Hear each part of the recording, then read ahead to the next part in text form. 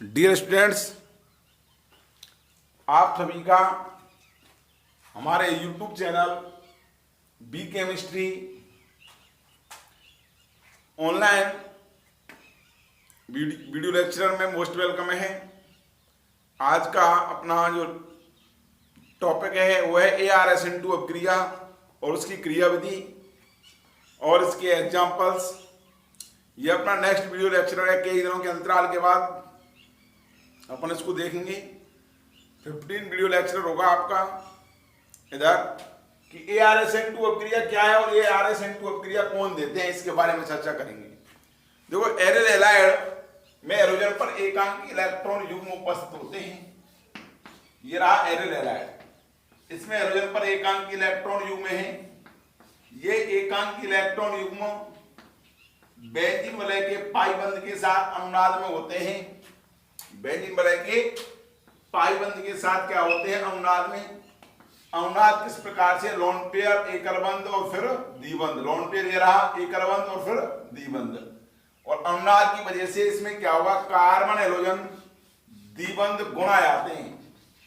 और carbon halogen द्विबंध गुण आ जाने के कारण इधर इस पर पॉजिटिव चार्ज, इससे लोन पेयर गया है तो, और दो लोन पेयर ये रहे, नेगेटिव चार्ज पाई बंध के इलेक्ट्रॉन यहां पर आए, इधर पाई बॉन्ड ये यथावत रहेगा। इधर ये इलेक्ट्रॉन सप्लाई इधर करेगा, ये इलेक्ट्रॉन जाएंगे यहां पर। तो इसकी ये 5 अनुनादी संरचनाएं अपने को देखने को मिलेंगी। टोटल मैं 5 अनुनादी संरचनाओं को ड्रॉ कर रहा हूं।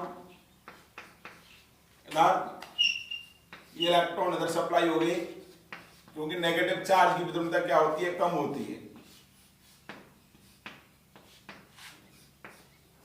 ये X पॉजिटिव चार्ज और 2 लोन पेयर। इधर ये इलेक्ट्रॉन यहां पर सप्लाई करेगा, पॉजिटिव चार्ज को 2 इलेक्ट्रॉन सप्लाई होंगे तो ये न्यूट्रल हो जाएगा। इधर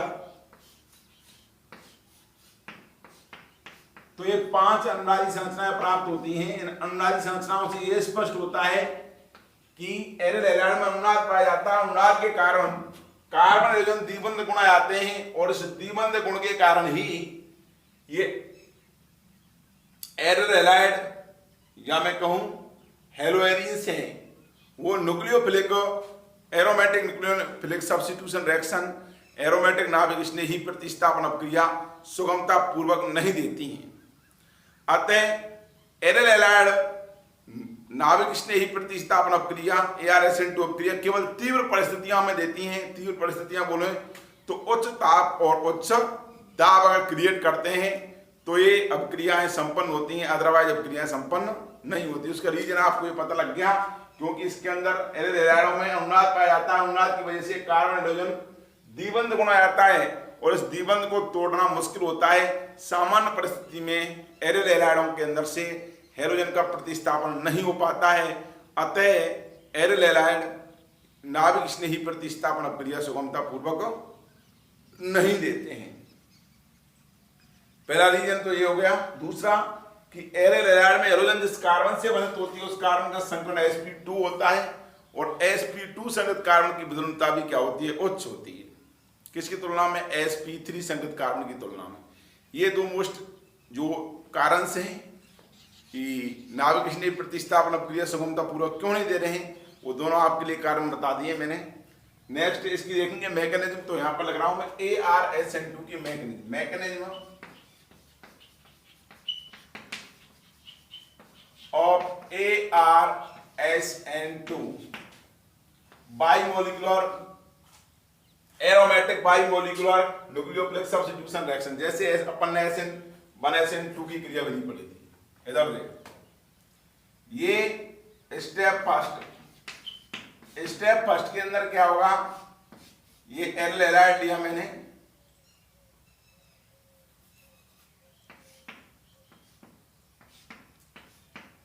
इस एरिल हैलाइड में हैलोजन जहां पर बंधित है उसको बोलते हैं इप्सो स्थिति। Ipso position.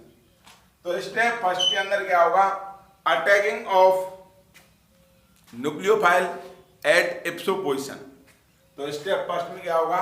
नाभिक स्नेहिका इप्सो स्थिति पर आक्रमण का इप्सो स्थिति पर आक्रमण किस प्रकार से होगा देखना भाई। ये कोई न्यूक्लियोफाइल लिया मैंने Nu माइनस, ये Nu माइनस OH माइनस हो सकता है, NH2 माइनस हो सकता है, OCH3 माइनस हो सकता है, इधर SH माइनस ETC। ठीक, सामान्य परिस्थितियां नहीं होंगी, तीव्र होंगी, और ये न्यूक्लियोफाइल इप्सो पर अटैक करेगा। इधर जैसे इप्सो पर अटैक करेगा तो पाइबंद के इलेक्ट्रॉन वैलेंसी कितनी होगी इसकी, 5 हो जाएगी, 1 2 3 4 और ये 5। तो ये पाइबंद जब ये इप्सो पर जब अटैक करेगा तो पाइबंद के इलेक्ट्रॉन टूट करके इस ऑर्थो इप्सो के सापेक्ष ऑर्थो पर कौन सा जाएगा, नेगेटिव चार्ज। ठीक, इधर ये इप्सो पर हाइड्रोजन न्यूक्लियोफाइल अटैक किया, ये X, ये नेगेटिव चार्ज, और इधर पाई बॉन्ड। ये वाला स्टेप होता है स्लो और RDS रेट डिटरमिनिंग स्टेप होता है। तो मैं कह सकता हूं कि रेट ऑफ रिएक्शन है इस अपक्रिया की जो वेग है, इस अपक्रिया का जो वेग है, रेट ऑफ रिएक्शन का मतलब अपक्रिया वेग, वो क्या होगा, एक तो एरियल हैलाइड की मोलर कंसंट्रेशन, और ये क्या है, एरियल हैलाइड की मोलर कंसंट्रेशन। मोलर कंसंट्रेशन का मतलब मोलर सांद्रता, और नाभिक स्नेही की मोलर सांद्रता पर क्या होता है, निर्भर करता है। मैं कह सकता हूं इस अपक्रिया का वेग है वो एरियल हैलाइड और नाभिक स्नेही दोनों की सांद्रता पर निर्भर करता है। इसलिए अपक्रिया द्वितीय कोटि की रासायनिक बलगति का अनुसरण करती है, और यहां पर लगाते हैं A2 शब्द। ठीक, तो इसका मतलब है कि अपक्रिया द्वितीय कोटि की है। तो मैं लिख सकता हूं यहां पर यह द्वितीय कोटि की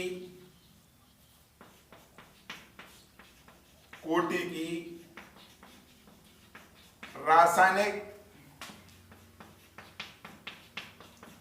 बलगति का अनुसरण करती है।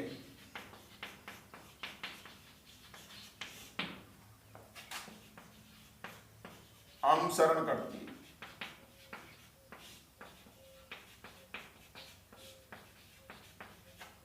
ठीक, इधर इसके अंदर देखना, ये नेगेटिव चार्ज, एकल बॉन्ड, ये डबल बॉन्ड, इसका मतलब इसके अंदर अनुनाद है। अनुनाद है तो इसकी रेजोनेटिंग स्ट्रक्चर से बनेंगी। ये नेगेटिव चार्ज की उद्दंडता कम होगी, उदासीन कार्बन की तुलना में इलेक्ट्रॉन सप्लाई इधर करेगा, इस नेगेटिव चार्ज के इलेक्ट्रॉन्स यहां पर जाएंगे। ये न्यूक्लियोफाइल, ये X, नेगेटिव चार्ज के इलेक्ट्रॉन्स, फिर नेगेटिव चार्ज के इलेक्ट्रॉन की इसकी कार्बन की उद्दंडता कम, इसकी ज्यादा, ये इलेक्ट्रॉन सप्लाई इधर होंगे, इलेक्ट्रॉन इधर सप्लाई होंगे। ये X और ये Nu, ये नेगेटिव चार्ज, और तीनों फर्स्ट सेकंड थर्ड, ये तीन अनुनादी संरचनाएं हैं। जैसे कि सिग्मा कॉम्प्लेक्स और विजिलेंट इंटरमीडिएट में बनती थी, वैसे यहां पर बनेंगी, और इन तीनों से मिलकर बनेगा एक अनुनादी संकर। ये X और ये Nu, और ये नेगेटिव चार्ज, इसका नाम है मीजर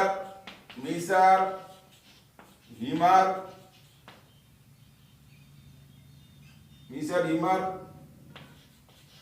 कॉम्प्लेक्स। मीजर हीमर भी हीमर बोलते हैं, मीजर हीमर कॉम्प्लेक्स है इसका नाम। तो इसमें जो इंटरमीडिएट बनता है इसको रेजोनेंस हाइब्रिड बोलते हैं, रेजोनेंस हाइब्रिड।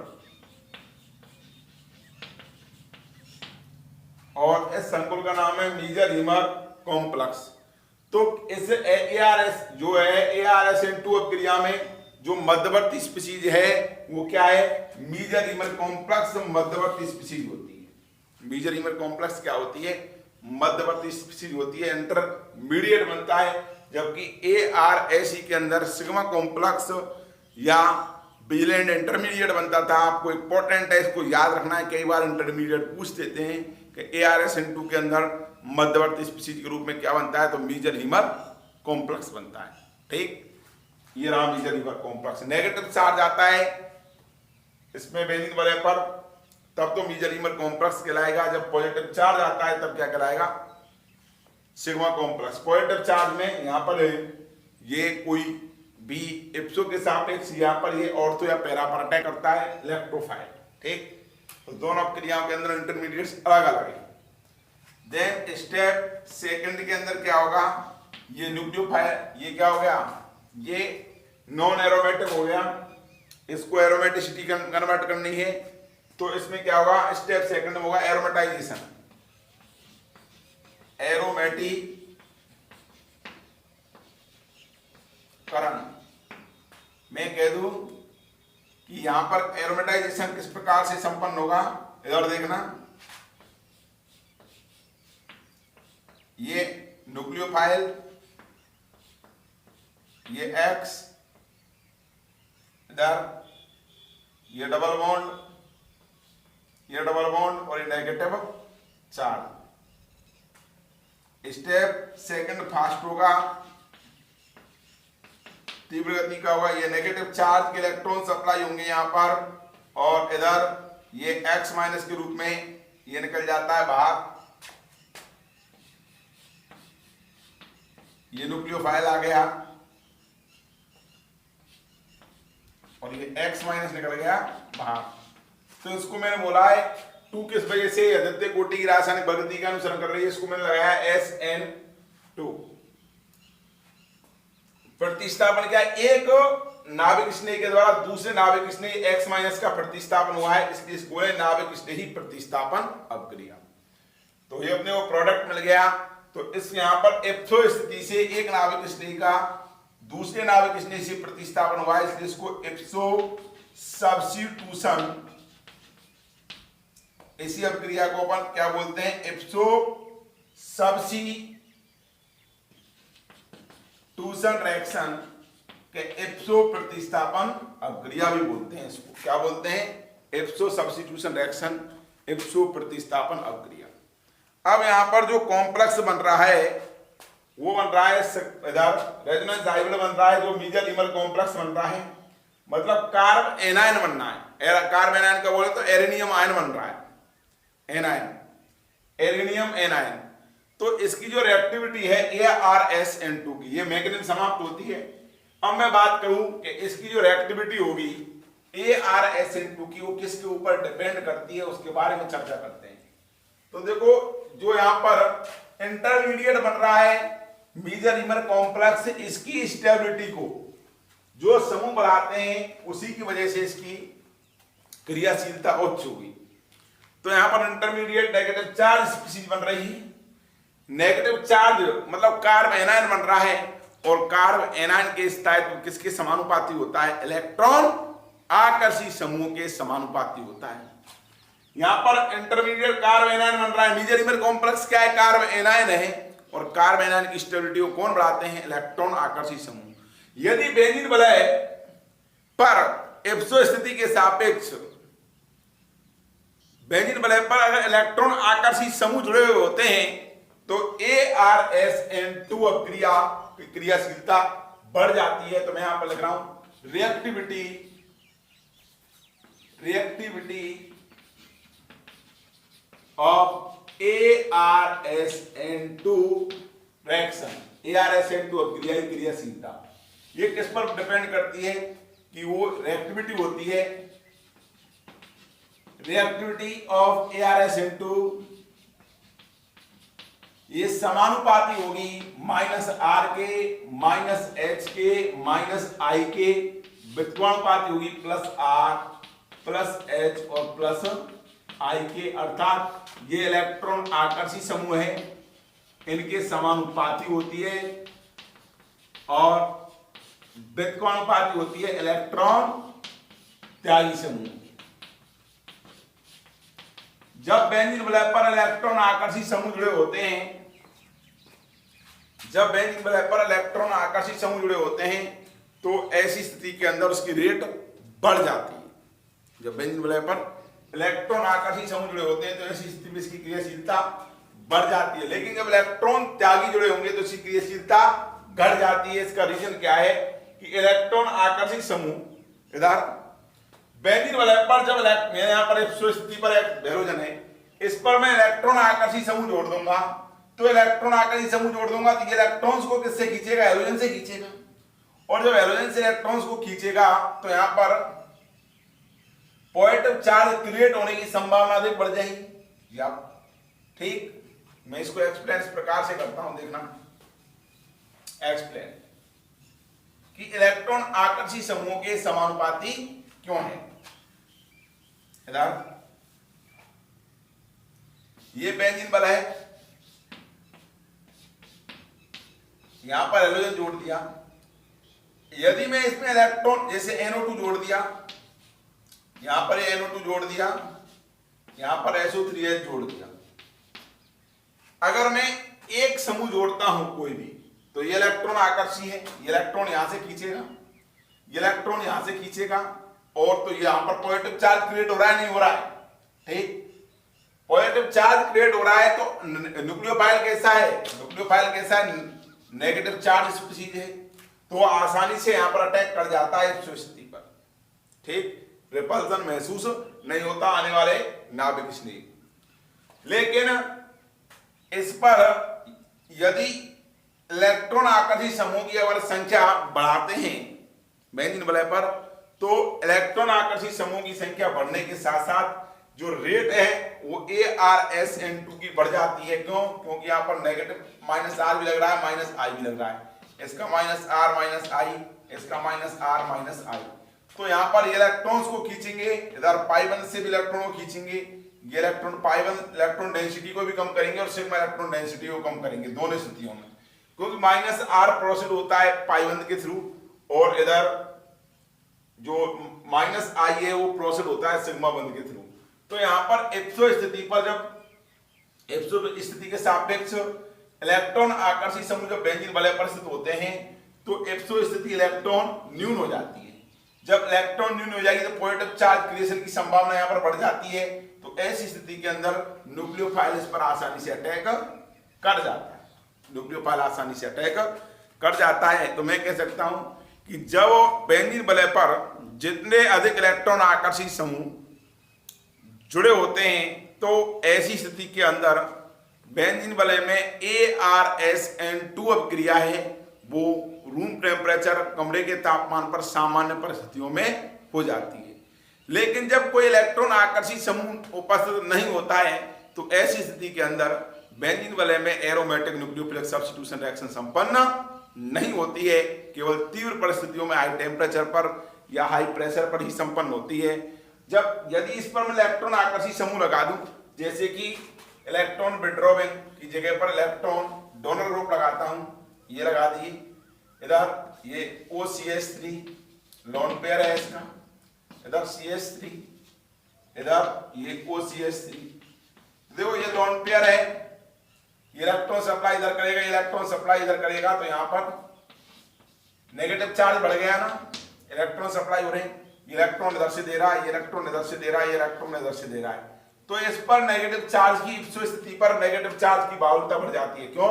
क्योंकि इसका +R ये -I लग रहा है, इसका +R -I लग रहा है, इसका +H और +I लग रहा है, तो यहां पर ये इलेक्ट्रॉन्स को देगा, +R की वजह से पाई इलेक्ट्रॉन डेंसिटी बढ़ेगी और इधर +H की वजह से भी पाई इलेक्ट्रॉन डेंसिटी बढ़ेगी।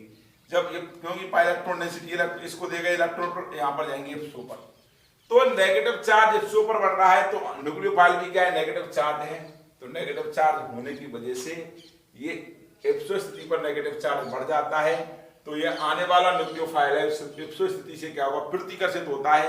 इसी वजह से एरोमेटिक ArSN2 की जो रिएक्टिविटी है वो इलेक्ट्रॉन त्यागी समूह या इलेक्ट्रॉन दाता समूह के व्युत्क्रमानुपाती होती है। ठीक, मैं एग्जांपल लिखता हूं आपके लिए जिनको कि ArSN2 के घटते हुए क्रम में व्यवस्थित करना है। मैं कह रहा हूं जेईई मेंस, एडवांस, नीट के, ओलंपियाड, एम्स के अंदर रिएक्टिविटी पर काफी क्वेश्चंस पूछे जाते हैं ArSN2 पर। मैं यहाँ पर लिख रहा हूं आपके लिए आपको समूह का इफेक्ट बहुत पता होना चाहिए, किस समूह का कौन सा इफेक्ट लगता है। आप इसको 11th क्लास में पढ़ चुके हो। ठीक, इधर इनको ARSN2 के घटते हुए क्रम में लिखना है रिएक्टिविटी के। ARSN2 रिएक्टिविटी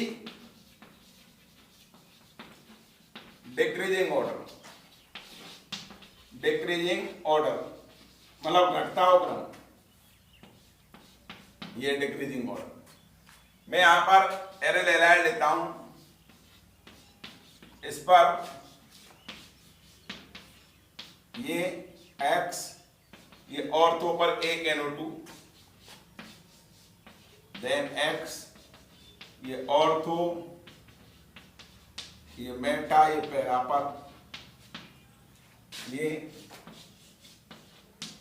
X NO2 और ये इनकी रिएक्टिविटी तुलना करता हूं, फर्स्ट, सेकंड, थर्ड और ये फोर्थ। तो यहाँ प्रत्येक समूह का इफेक्ट लगा देते हैं और एक 5 एग्जाम्पल लेता हूं यहाँ पर। ये CH3 लगा दिया, 2 CH3, तो यहाँ पर इसका -R-I, इसका -R-I, ठीक, इसका -R-I, इसका -R-I, NO2 है, इसका -R-I, यहाँ पर ये NO2 है, इसका -R-I, यहाँ पर केवल इप्सो पर X ही है। तो एरिल एलाइड सब कॉमन हो गए यहाँ पर। इस समूह का +H+I, इसका +H+I। तो 5 एग्जाम्पल्स लिए अपन ने, इनको ARSN2 के घटते हुए क्रम में व्यवस्थित करना है। देखो इधर सबसे अधिक रिएक्टिविटी किसकी होगी कि इलेक्ट्रॉन रिएक्टिविटी को कौन बढ़ा रहे कि इलेक्ट्रॉन आकर्षित समूह। सबसे अधिक इलेक्ट्रॉन आकर्षित समूह किस पर है? 3 नंबर पर। NO2 का -R और -I लगता है, 11th क्लास में अपन पढ़ चुके हैं। ठीक, तो इसका -R-I है, तो रिएक्टिविटी सबसे अधिक -R वाले कहां पर है? 3 नंबर पर है, तो 3 नंबर की रिएक्टिविटी सबसे अधिक। उसके बाद किस पर है? 4 नंबर पर 2 -R वाले हैं। उसके बाद 2 नंबर पर 1 -R वाला है। अब -R वाला कोई है क्या? ये +H वाले हैं, +H की वजह से एक्टिविटी सबसे कम होगी। उसके बाद क्या? न्यूट्रल, क्या उदासीन है, एरिल एलाइड। देन उसके बाद 1 नंबर और ये 5 नंबर के अंदर +H और +I है। तो +H और +I की वजह से रिएक्टिविटी घटेगी, तो ये इनकी सबसे कम होगी, किसकी? 5 नंबर की। तो ये ARSN2 के प्रति रिएक्टिविटी का घटता क्रम आ गया। रीजनिंग टाइप क्वेश्चन से कई बार पूछे जाते हैं। आपको समूह का इफेक्ट याद होना चाहिए। एक भी समूह का इफेक्ट आपको गड़बड़ा जाता है, आंसर रॉन्ग हो जाएगा। ठीक, नेक्स्ट अपन चलते हैं, रिएक्टिविटी की बात हो गई। नेक्स्ट अपन चलते हैं इसके एग्जांपल्स के ऊपर कि ARSN2 के एग्जांपल। तो ARSN2 के कौन कौन से एग्जांपल हैं, इनके बारे में अपन चर्चा करते हैं। इधर ये एग्जांपल्स लिए मैंने। क्लोरोबेंजीन की क्रिया जलीय NaOH की उपस्थिति में नाभिक स्नेही OH- से इस साथ कराते हैं। देखना तो क्या होता है जब क्लोरोबेंजीन की क्रिया जलीय NaOH की उपस्थिति में नाभिक स्नेही के साथ कराते हैं। कोई भी इलेक्ट्रॉन आकर्षित समूह इसके ऊपर उपस्थित नहीं होता है, क्लोरोबेंजीन होती है केवल। तो इस दौरान जलीय NaOH की उपस्थिति में OH के साथ इप्सो प्रतिस्थापन नहीं होगा कि इप्सो स्थिति से क्लोरीन का प्रतिस्थापन नहीं होता है। यहाँ पर नो रिएक्शन, कोई भी क्रिया संपन्न नहीं होती है। जब जलीय NaOH की उपस्थिति में ऑर्थो क्लोरो नाइट्रोबेंजीन की, यहाँ पर जो क्लोरोबेंजीन है इसकी ऑर्थो पर Na2 समूह, एक इलेक्ट्रॉन आकर्षित समूह लगा देता हूं मैं और इसकी क्रिया नाभिक स्नेही OH- के साथ कराता हूं। तो यहाँ पर 400 केल्विन टेम्परेचर लिया जाता है। तो 400 केल्विन, यहाँ पर टेम्परेचर नहीं लिया है तो रिएक्शन नहीं हो रही। जब 400 केल्विन टेम्परेचर लेते हैं तो इप्सो स्थिति से Cl का OH- द्वारा प्रतिस्थापन हो जाता है और उत्पाद के रूप में अपने को ऑर्थो नाइट्रोफिनॉल की प्राप्ति होती है। ठीक, जब 2 इलेक्ट्रॉन आकर्षित समूह क्लोरोबेंजीन पर लगा देते हैं तो यह अपक्रिया 380 केल्विन टेम्परेचर पर संपन्न होती है और अपने को उत्पाद के रूप में उत्पाद के रूप में इधर ये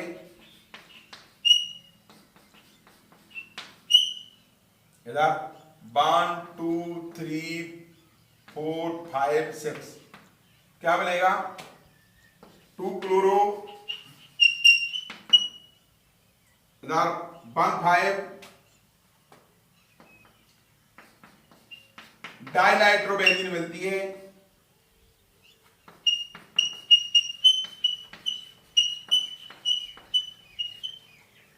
ठीक 2 क्लोरो 1 5 डाइनाइट्रोबेंजीन। लेकिन जब दोनों ऑर्थो पर इलेक्ट्रॉन आकर्षी समूह और एक पैरा पर इलेक्ट्रॉन आकर्षी समूह लगाए थे, 3 इलेक्ट्रॉन आकर्षी समूह लगाए थे, तो अपक्रिया रूम टेम्परेचर अर्थात 300 केल्विन टेम्परेचर पर 27 सेंटीग्रेड तापमान पर संपन्न हो जाएगी कमरे के तापमान पर इधर, और कमरे के तापमान पर जब संपन्न होगी और उत्पाद के रूप में क्या मिलेगा अपने को पिक्रिक अम्ल मिलता है 2,4-6 इधर सॉरी Cl का प्रतिस्थापन हो जाएगा, ये क्लोरो नहीं होगा, इसका नाम होगा Cl का, इसमें मैंने एग्जांपल गलत लिख दिया था यहाँ पर कि इधर Cl का प्रतिस्थापन OH माइनस से होगा, तो इसका नाम होगा 2,4 इधर नंबरिंग कहां से होगी यहां से इप्सो पर, ये इसको छुपा लेता हूं तो मैं क्या होगा फिनॉल, जब OH ग्रुप आता है तो फिनॉल होगा इधर, तो इसका नाम होगा 2,4 डाइनाइट्रो फिनॉल।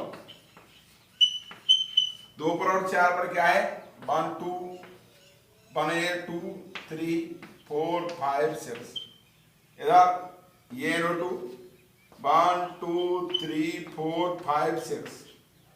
तो जब सामान्य परिस्थिति कमरे के रूम टेम्परेचर 27 सेंटीग्रेड तापमान या 300 केल्विन टेम्परेचर लिया जाता है और क्लोरोबेंजीन की ऑर्थो मेटा ऑर्थो दोनों ऑर्थो और पैरा पर इलेक्ट्रॉन आकर्षी समूह होते हैं, तो अपक्रिया सामान्य टेम्परेचर पर संपन्न हो जाती है कमरे के तापमान पर और उत्पाद के रूप में बनता है पिक्रिक एसिड, इसका नाम है पिक्रिक एसिड। सामान्य नाम क्या है भाई पिक्रिक एसिड। जब फिनोल की दोनों ऑर्थो पर NO2 हो और एक पैरा पर होता है इसको बोलते हैं पिक्रिक अम्ल। सुनना, ये पिक्रिक अम्ल एकमात्र ऐसा अम्ल है जिसके अंदर की कार्बोक्सिलिक समूह नहीं होता, उसके बावजूद भी इसकी अच्छी खासी अम्लता होती है। तो इस कार्बोक्सिलिक समूह नहीं है, जब भी अम्लीय प्रवृत्ति का होता है तो कई बार ये नीट के अंदर क्वेश्चन पूछा जाता है कि ऐसा कौन सा अम्ल है जिसमें कि कार्बोक्सिलिक समूह उपस्थित नहीं होने के बावजूद भी उसकी अच्छी अम्लीय प्रवृत्ति होती है, तो वो कौन सा होता है पिक्रिक एसिड। ठीक, इधर इस पिक्रिक अम्ल की मैं बात करता हूं तो इस पिक्रिक अम्ल का आईयूपीएसी नाम क्या होगा 2,4,6 ट्राइनाइट्रो फिनॉल, ये इसका आईयूपीएसी नाम होगा। तो अपन को इसको उदाहरण चारों एग्जांपल्स को देखने पर क्या निष्कर्ष निकलता है, ये निष्कर्ष निकलता है कि जो AR-SN2 रिएक्शन है वो इलेक्ट्रॉन आकर्षी समूह जब बेंजीन वलय पर उपस्थित होंगे तो अपक्रिया सुगमता पूर्वक होती है, जबकि इलेक्ट्रॉन आकर्षी समूह अनुपस्थित होने पर अपक्रिया संपन्न ही नहीं होती है। इधर देखना यहाँ पर हो रही है कि नहीं हो रही, यहाँ पर इलेक्ट्रॉन आकर्षी समूह 1 लगा दिया, 400 केल्विन टेम्परेचर पर संपन्न हो रही है। इप्सो स्थिति है Cl का OH माइनस द्वारा प्रतिस्थापन हो रहा है, सब में जलीय सोडियम कार्बोनेट की उपस्थिति है और नाभिक ने इसलिए क्या है OH माइनस। यहाँ पर 2 इलेक्ट्रॉन आकर्षी समूह लगा रहा हूं मैं, 380 केल्विन टेम्परेचर पर संपन्न हो रही है। जहां यहाँ पर 3 इलेक्ट्रॉन आकर्षी समूह लगा रहा हूं तो रूम टेम्परेचर पर संपन्न हो रही है कमरे के तापमान पर।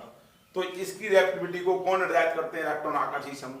इसके बावजूद मैं इसके और एग्जांपल्स देता हूं कि जब क्लोरोबेंजीन की क्रिया अपन अमोनिया के साथ Cu2O उत्प्रेरक की उपस्थिति में, कॉपर ऑक्साइड उत्प्रेरक की उपस्थिति में कराते हैं तो अपने को उत्पाद के रूप में एनिलीन प्राप्ति होती है और अपक्रिया 475 केल्विन टेम्परेचर पर संपन्न होती है। इधर देखना,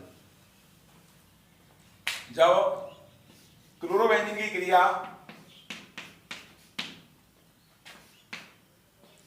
ये 2 मोल अमोनिया लिया मैंने, 2 मोल ये लूंगा इधर, इसके साथ कराते हैं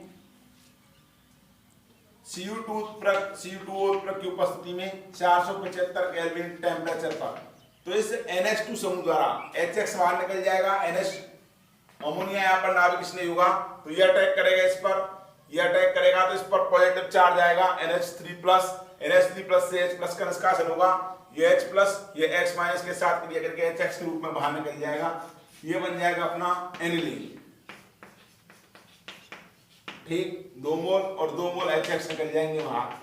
जब एरिल एलाइड की क्रिया अमोनिया के साथ Cu2O की उपस्थिति में 475 केल्विन तापमान पर कराई जाती है तो उत्पाद के रूप में अपने को एलिन की प्राप्ति होगी। ये भी क्या है, इसका उदाहरण है ArSN2 का।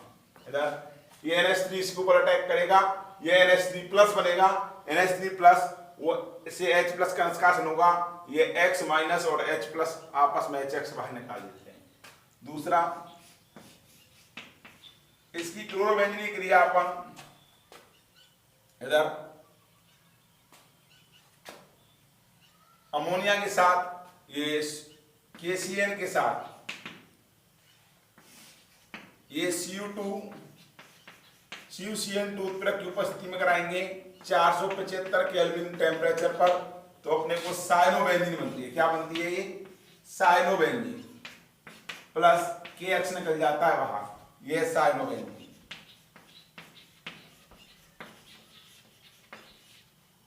ठीक, इसके बाद जब क्लोरोबेंजीन की क्रिया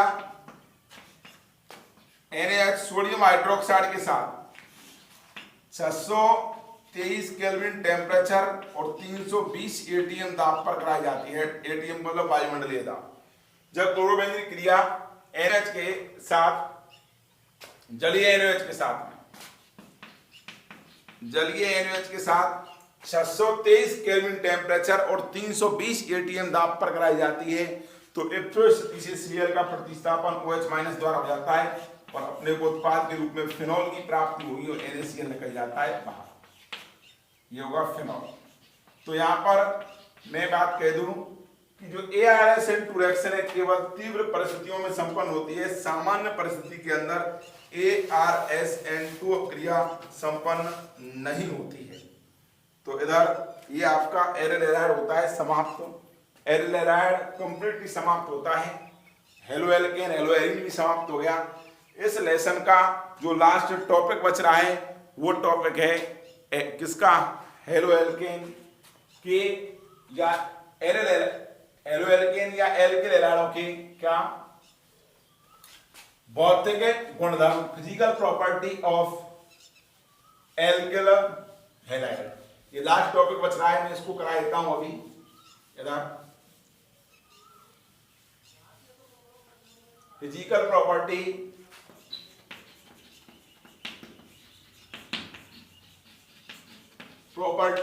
ऑफ एल्किल हैलाइड, एल्किल हैलाइडों के भौतिक गुणधर्म, एल्किल हैलाइडों के भौतिक गुणधर्म, ये आपका टॉपिक बच रहा है। तो सबसे पहले लेंगे अपन कि एल्किल हैलाइड कि निम्नतर जो एल्किल हैलाइड है जैसे कि मिथाइल क्लोराइड है, मिथाइल ब्रोमाइड है, मिथाइल आयोडाइड है, इधर जो निम्नतम एल्किल हैलाइड होते हैं ये रंगहीन एवं ये शुद्ध अवस्था में क्या होते हैं? ये शुद्ध अवस्था के अंदर रंगहीन होते हैं, कलरलेस। कैसे होते हैं शुद्ध अवस्था में? ये निम्नतर एल्किल हैलाइड हैं वो कलरलेस होते हैं, रंगहीन होते हैं। कौन सी अवस्था के अंदर? शुद्ध अवस्था के अंदर। लेकिन प्रकाश की उपस्थिति में एल्किल ब्रोमाइड और एल्किल आयोडाइड पीले पड़ जाते हैं। ये एल्किल ब्रोमाइड और एल्किल आयोडाइड है वो प्रकाश की उपस्थिति में पीले पड़ जाते हैं और निम्नतम एल्किल हैलाइड वो रंगहीन एवं शुद्ध अवस्था में कलरलेस रंगहीन होते हैं। इधर इन एल्किल हैलाइडों को जलाने पर ये हरे रंग की ज्वाला के साथ जलते हैं। एल्किल हैलाइड को जलाने पर हरे रंग की ज्वाला के साथ जलते हैं। एल्किल हैलाइड ये जल में कैसे होते हैं? अघुलनशील होते हैं। लेकिन एल्किल हैलाइड जल में अघुलनशील,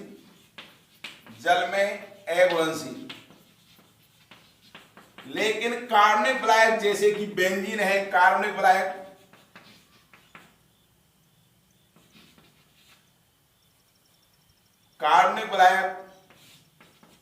जैसे बेंजीन है, नेपथलीन है, इधर हेक्सेन है, साइक्लोहेक्सेन, एल्कोहल है, ईथर है। इसके अंदर क्या होते हैं? ब्लेसिल होते हैं, ब्लेसिल। ऐसा क्यों होता है? देखो एल्किल हैलाइडों के अंदर ये CH3 CH2 और ये CH2 और ये X, ये एल्किल हैलाइडों के अंदर ये एल्किल समूह है। ये एल्किल समूह कैसा होता है भैया? ये होता है अध्रुवीय। ये अध्रुवीय है, पार्ट है वो अध्रुवीय ब्लैक के अंदर। ये X और ये कार्बन कैसा होता है? ध्रुवीय पार्ट, अल्प ध्रुवीय होंगे। तो इनकी जो ध्रुवीय प्रवृत्ति है एल्किल हैलाइडों की, तो एल्किल समूह का आकार बढ़ने के साथ साथ एल्किल हैलाइडों की ध्रुवीय प्रवृत्ति कम होती जाती है। तो मैं कह दूं कि एल्किल हैलाइडों के अंदर एल्किल समूह वाला समूह एल्किल समूह है वो कैसा होता है? अध्रुवीय होता है। इसलिए अध्रुवीय ब्लैक के अंदर ब्लेसिल होते हैं, जबकि ध्रुवीय ब्लैक जैसे जल में क्या होते हैं? अघुलनशील होते हैं। फिर उसके बाद आता है क्वथनांक। तो निम्नतर एल्किल हैलाइडों के क्वथनांक कैसे होते हैं? कम होते हैं। निम्नतर एल्किल हैलाइडों के क्वथनांक क्या होते हैं? कम। लेकिन अनुभार बढ़ने के साथ साथ क्या होगा? अनुभार बढ़ने के साथ साथ वैन डर वाल अंत्यक्रिया का मान बढ़ जाता है। अनुभार बढ़ने के साथ साथ वैन डर वाल अंत्यक्रिया का मान बढ़ जाता है, जिससे आंतरिक सैगुणन का मान बढ़ता है। अतः एल्किल समूह समान होने पर हैलोजन का अनुभार बढ़ने के साथ साथ वैन डर वाल क्रियाएं बढ़ती हैं, जिसके फलस्वरूप गलनांक एवं क्वथनांक बढ़ जाते हैं और इनके क्वथनांक का घटता क्रम इस प्रकार से अपने को देखने को मिलता है। मैं भी बताता हूं कि जो एल्किल हैलाइड हैं उन एल्किल हैलाइडों का क्वथनांक डिटरमिन करें कि किसका क्वथनांक कम होगा, किसका क्वथनांक अधिक होगा। इधर गलनांक क्वथनांक की बात करूं तो एक गलनांक क्वथनांक है boiling point and melting point. ये गलनांक क्वथनांक है, विशेषकर क्वथनांक ये निर्भर करता है वैन डर वाल्स इंटरेक्शन पर, वैन डर वाल अंत्यक्रिया पर, जिसको बोलते हैं। ये वैन डर वाल अंत्यक्रिया निर्भर करती है मॉलिक्यूलर वेट एवं मॉलिक्यूलर मास पर। मॉलिक्यूलर वेट पर ऑब्लिक मास पर के जब मॉलिक्यूलर वेट या मास बढ़ता है तो वैन डर वाल अंत्यक्रिया का मान क्या होता है? बढ़ता है। इधर देखना, मैं यहां पर बता रहा हूं जो अणुभार बढ़ने के साथ साथ इसके क्वथनांक का मान बढ़ता है। कैसे बढ़ता है? कि अणुभार बढ़ने के साथ साथ वैन डर वाल इंटरेक्शन से बढ़ती है और वैन डर वाल इंटरेक्शन से बढ़ेंगी तो आंतरिक सैगुणन बढ़ता है और आंतरिक सैगुणन बढ़ने के साथ साथ क्वथनांक का मान बढ़ता है। ठीक, जब इसीलिए निम्नतर एल्किल हैलाइडों के क्वथनांक कम होते हैं और अणुभार बढ़ने के साथ साथ एल्किल हैलाइडों के क्वथनांक बढ़ते जाते हैं। लेकिन यहां पर मैं RI, RBr और RCl और RF की बात करूं, जैसे कि methyl chloride, methyl iodide, methyl chloride bromide, methyl chloride और मिथाइल फ्लोराइड, इनके क्वथनांक की बात करूं, यहां पर एल्किल समूह क्या है? कॉमन है सबके अंदर, मैथिल समूह है। तो ऐसी स्थिति के अंदर क्वथनांक किससे डिसाइड होगा? हैलोजन से। तो हैलोजन में क्या है कि आयोडीन है, इसका मॉलिक्यूलर मास सबसे अधिक है। अणुभार मॉलिक्यूलर मास क्या है? अणुभार सबसे अधिक है। सबसे कम किसका है? फ्लोरीन का है। तो अणुभार बढ़ने के साथ साथ वैन डर वाल इंटरेक्शंस हैं जो मिथाइल आयोडाइड के अंदर या मैं कह दूं एल्किल आयोडाइड के अंदर सबसे अधिक होंगी वैन डर वाल इंटरेक्शंस, क्योंकि मॉलिक्यूलर मास आयोडीन का सबसे अधिक है। सबसे कम वैन डर वाल इंटरेक्शन किसके अंदर होंगी? एल्किल फ्लोराइड के अंदर होंगी। तो इसी वजह से एल्किल आयोडाइड का क्वथनांक सबसे अधिक, एल्किल ब्रोमाइड का उससे कम, एल्किल क्लोराइड का उससे कम, एल्किल फ्लोराइड का क्वथनांक सबसे कम होता है। दूसरा आता है ब्रांच। देखें पर शाखा कि ब्रांच के साथ साथ ब्रांचिंग, ब्रांचिंग का मतलब है शाखा, कि जो एक होता है अशाखित एल्किल हैलाइड और एक होता है शाखित एल्किल हैलाइड, एल्किल हैलाइड। तो जो अशाखित एल्किल हैलाइड होता है इसका क्वथनांक अधिक होता है शाखित एल्किल हैलाइड की तुलना में। कार्बन की संख्या कांस्टेंट है तो अशाखित एल्किल हैलाइड का क्वथनांक शाखित एल्किल हैलाइड की तुलना में उच्च होता है। क्यों होता है? क्योंकि ब्रांचिंग बढ़ने के साथ साथ एल्किल समूह का आकार छोटा हो जाता है और जब आकार छोटा हो जाता है तो वन डेर वाल इंटरेक्शंस का मान कम हो जाएगा और जब वन डेर वाल इंटरेक्शंस का मान कम हो जाता है तो क्वथनांक कम होता चला जाता है। इसलिए अशाखित एल्किल हैलाइड का क्वथनांक शाखित एल्किल हैलाइड की तुलना में उच्च होता है जब समान अनुभार के एल्किल हैलाइड प्रयुक्त करते हैं। जैसे कि अपन यहाँ पर इधर ये नॉर्मल ब्यूटाइल हैलाइड लेते हैं, इसका क्वथनांक सबसे अधिक है किसकी तुलना में? आइसोब्यूटाइल एल्किल हैलाइड की तुलना में। ये आइसोब्यूटाइल एल्किल हैलाइड है, इसके अंदर 4 कार्बन है, ये ऐसा कहते हैं इसके अंदर एक शाखा छट गई तो इसका क्वथनांक कम होगा। और इधर सबसे कम क्वथनांक होता है तृतीयक ब्यूटाइल एल्किल हैलाइड का।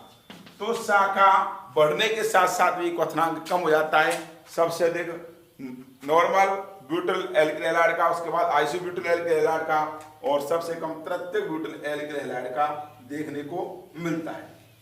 नेक्स्ट इसका क्वथनांक हो गया।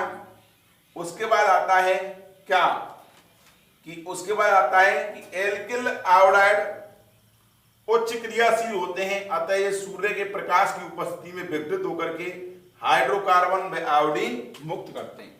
जो एल्किल आयोडाइड होते हैं इसके अंदर ये उच्च क्रियाशील होंगे, ये सूर्य के प्रकाश सनलाइट की उपस्थिति में विघटित होकर के अपने को क्या देते हैं? ये इधर एल्किल आयोडाइड सनलाइट की प्रेजेंस में विघटित होकर के अपने को हाइड्रोकार्बन देंगे RR, ये एल्केन बन जाती है और ये आयोडीन निकल जाती है बाहर, क्योंकि सनलाइट की उपस्थिति में एल्किल आयोडाइड विघटित हो जाते हैं। नेक्स्ट ये अपना हेलो एल्केन वाला चैप्टर है वो कंप्लीटली समाप्त होता है। इस बुक के पीछे के जो आंसर हैं क्वेश्चंस हैं आप उनको कंप्लीट कर लीजिए। नेक्स्ट इसका है मैं सजातीय श्रेणी में अवरोहण और आरोहण करा देता हूं कि सजातीय श्रेणी में अवरोहण और आरोहण किस प्रकार से किया जाएगा। तो यहां पर मैं लिख रहा हूं आरोहण।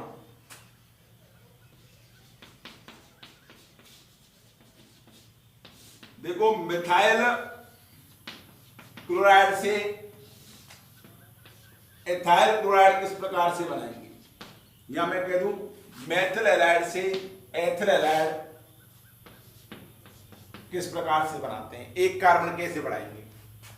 तो देखो इसकी क्रिया मिथाइल हैलाइड की क्रिया अपन कार्बन बनाना है तो आप KCl प्रयुक्त करेंगे, क्या करेंगे? KCl।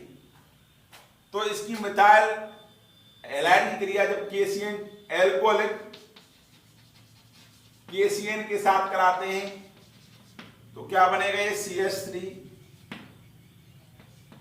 या क्लोराइड लेके चलता हूं मैं, Cl ले लेता हूं पर्टिकुलर एग्जांपल, यहां पर ये भी Cl एथाइल क्लोराइड। इसकी क्रिया CH3Cl के साथ कराएंगे तो ये बनेगा मिथाइल क्लोराइड KCl के साथ कराएंगे एल्कोहलिक की सब KCl बन जाएगा मिथाइल साइनाइड। इसका अपन लिथियम एल्युमिनियम हाइड्राइड के साथ अपचयन कराते हैं तो पूर्ण अपचयन पर क्या देगा? ये CH3 CH2 और ये NH2 देता है, ठीक। और इसको अपन देते हैं NOCl जिसको बोलते हैं अपन टेंडल अपकर्मक। तो अपने को किसका बन जाएगा? मेथिल एमीन से क्या बन जाएगा? ये बन जाता है, सॉरी एथिल एमीन से क्या बन जाता है अपने को? ये बन जाएगा एथिल एमीन से एथिल क्लोराइड। ये कैसे होगी रिएक्शन? ये CH3 ये CH2 ये N, इधर ये H ये H ये N डबल बॉन्ड O और ये Cl। इस चैप्टर में ये रिएक्शन करा रखी है मैंने। तो ये बन जाता है एथाइल क्लोराइड मिथाइल क्लोराइड से। तो कार्बन बढ़ा दिया, इसको बोलते हैं कार्बन बढ़ाने के लिए सबसे उत्तम माना जाता है KCl, ठीक। तो इसको बोलते हैं आरोहण। अवरोहण कैसे करेंगे? अवरोहण कि इधर इस एथाइल क्लोराइड से मिथाइल क्लोराइड कैसे बनाते हैं? CH3Cl। देखो कार्बन कम करने के लिए पहले क्या करें? इसकी जलीय KOH के साथ या NOH के साथ क्रिया करा देते हैं। KOH ले लें या NOH, तो क्या बन जाएगा, ये बन जाता है alcohol CH3CH2 COOH, sorry alcohol बनेगा OH। इसका प्रबल ऑक्सीकारक अवक्रमक KMnO4 या K2Cr2O7 से अपन ऑक्सीकरण करा देते हैं तो समान कार्बन का क्या बनेगा, कार्बोक्सिलिक अम्ल CH3COOH, सॉरी समान कार्बन कितने, 2 कार्बन है तो 2 कार्बन का कार्बोक्सिलिक अम्ल बन जाएगा COO और ये OH। इसकी क्रिया अपन AgOH के साथ करा देते हैं तो क्या बन जाएगा, -H2O बाहर निकल जाएगा और कार्बोक्सिलिक अम्ल का सिल्वर लवण CH3CH2 इधर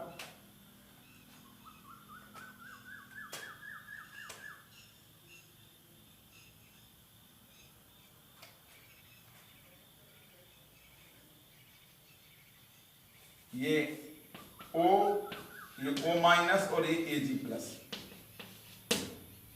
अब इसको अपन हुंसडीकर अपक्रिया से जोड़ सकते हैं।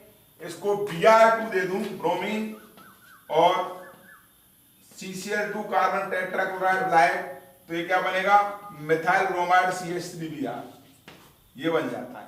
तो एक कार्बन कम कर दिया ना, ये कर दिया, मिथाइल ब्रोमाइड बन गया। अब बनने वाले मिथाइल ब्रोमाइड में Br की जगह पर Cl लगाना है तो क्या कर दें अपन, इसकी क्रिया फिर वापस से करा देते हैं अपन किसके साथ, जलीय KOH के साथ या NaOH के साथ में। तो क्या बन जाएगा भैया, इधर ये बन जाता है CH3OH, जलीय लेने पर, एल्कोहलिक लेने पर क्या बनती है, लेकिन जलीय लेंगे अपन।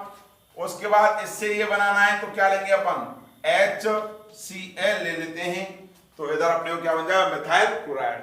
इस प्रकार से अपन मिथाइल क्लोराइड बना लेते हैं इथाइल क्लोराइड से। नेक्स्ट ये रिएक्शन अपने को, इसके बाद एक ये अभिक्रिया हुंसडीकर अपक्रिया के माध्यम से कार्बन कम कर लेते हैं। अपन ने हुंसडीकर अपक्रिया ही पढ़ी है फिलहाल। अगर मैं इसको सिमेट से करूं कार्बन कम, तो सिमेट से कार्बन कम हो जाएंगे सिमेट रिएक्शन के। इधर हाफमान ब्रोमाइड से भी कम कर सकता हूं, इधर हाफमान लाप्लार कार्टियस रिएजमेंट कार्टियस रिएक्शन से भी कार्बन कम कर सकता हूं। तो ये आपके उसके अंदर देखने को मिलेंगी, कौन से वाले चैप्टर के अंदर, एमीन वाले चैप्टर के अंदर। तो पहले क्या किया अपन ने, जलीय NaOH के साथ क्रिया कराई, एल्कोहल बना दिया, इसका ऑक्सीकरण कार्बोक्सिलिक अम्ल बन गया, कार्बोक्सिलिक अम्ल का सिल्वर लवण बना लिया AgH के साथ क्रिया करके, ये समान कार्बन का सिल्वर अम्ल बन गया। उसकी क्रिया Br2 के साथ कराई तो ये CO2 बाहर निकल गया और क्या बन गया, मिथाइल ब्रोमाइड। बनने वाले मिथाइल ब्रोमाइड की जलीय NaOH के साथ क्रिया कराते हैं या KOH के साथ, मेथिल अल्कोहल की HCl के साथ क्रिया कराने पर मिथाइल क्लोराइड बन जाता है। अर्थात एक कार्बन कम वाला अपने को मिथाइल, एक कार्बन कम हो जाता है। ये अपक्रिया इस प्रकार सजातीय श्रेणी में अपन अवरोहण कर लेते हैं। नेक्स्ट ये अपना चैप्टर पूरा कंप्लीट होता है। इस चैप्टर के बुक के सभी क्वेश्चंस आप हल कर लीजिए। अपना नेक्स्ट जो चैप्टर होगा अगला, वो अपन ऑर्गेनिक केमिस्ट्री से डिसाइड करेंगे, या तो एल्कोहल ईथर फिनॉल लेंगे या अपन उसको ले लेंगे, किसको, पॉलीमर वाले चैप्टर को। तो आपको अगर कोई भी अगर प्रॉब्लम्स हो तो आप मेरे से पर्सनली पूछ सकते हैं, और टॉपिक में अगर कोई प्रॉब्लम हो तो उसके अंदर कमेंट बॉक्स के अंदर कमेंट लिख करके इधर आप भेजें, जिससे कि मैं उसका सॉल्यूशन करके आपके लिए प्रोवाइड करवा सकूं।